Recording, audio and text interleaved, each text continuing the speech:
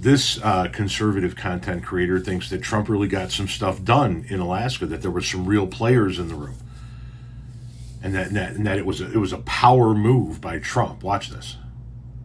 So Trump met with Putin on U.S. soil today, Alaska. It's not only symbolic, it's a strategic move. We're moving from tweet wars to face-to-face negotiations. Trump is showing up, not doubling down from behind a screen. And there are some serious players in the room. Rubio, Witkoff, Hegseth, etc., etc. This isn't just Trump and Putin horsing around. It's a real negotiating team, like playing for keeps. A ceasefire isn't selling out, it's more leverage.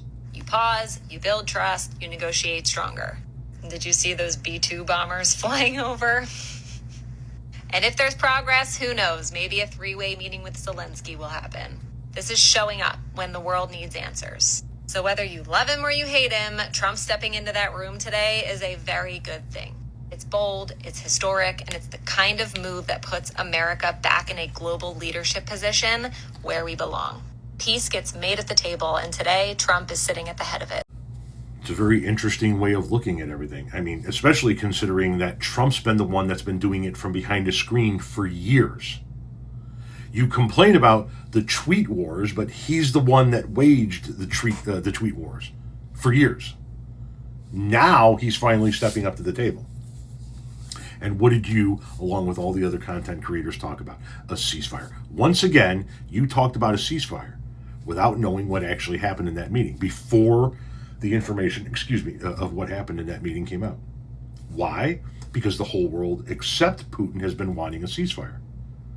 Putin has been the only one that wants a peace deal where we just carve up Ukraine and then everybody stops fighting. All of Europe, Zelensky, and Trump have all wanted a ceasefire. Everybody stop shooting so we can figure out what to do next. Putin's the only one against the ceasefire. You said ceasefire because on the way to the meeting, Trump talked about how he would be disappointed if he didn't get a ceasefire. But he didn't get a ceasefire. Trump came out of that meeting saying that a ceasefire won't do any good, and essentially what he did was he changed his position to be what Putin's position was.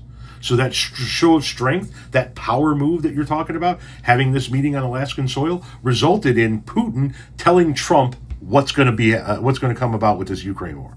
And now Trump carrying Putin's message of, he just wants this, and then he'll stop fighting. Trump has become the new appeaser. And what does Putin want?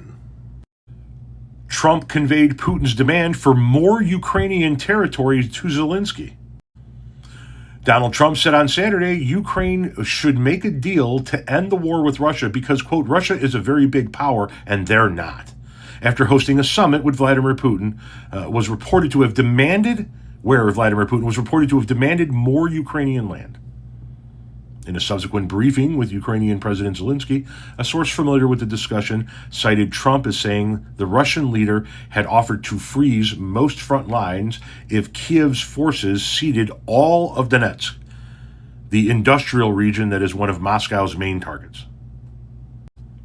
Zelensky rejected that demand, the source said. Russia already controls a fifth of Ukraine, including about 3/4 of Donetsk province, which it first entered in 2014.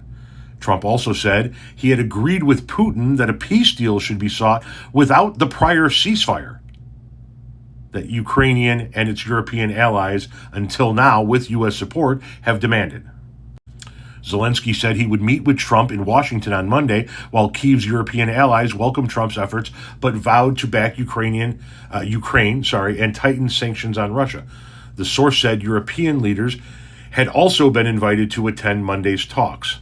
Trump's meeting with Putin in Alaska on Friday, the first U.S.-Russian summit since Moscow launched its full-scale invasion of Ukraine in February of 22, lasted just 3 hours. It was determined by all the best way to end the horrific war between Russia and Ukraine is to go directly to a peace agreement, which would end the war, and not a mere ceasefire agreement, which oftentimes does not hold up, Trump posted on Truth Social. See, Trump has been with the European community about wanting a ceasefire. That's why you and people like Benny Johnson and other right-wing content creators immediately went to, well, see, we're getting a ceasefire. But we didn't get a ceasefire. because Putin told Trump what he's going to do. And Trump went, yes, sir.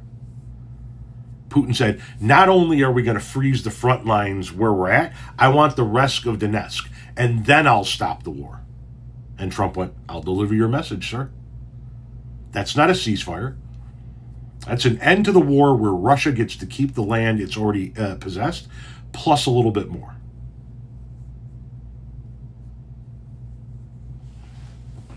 Maybe next time you should wait for Daddy to give you instructions on what you should say, right?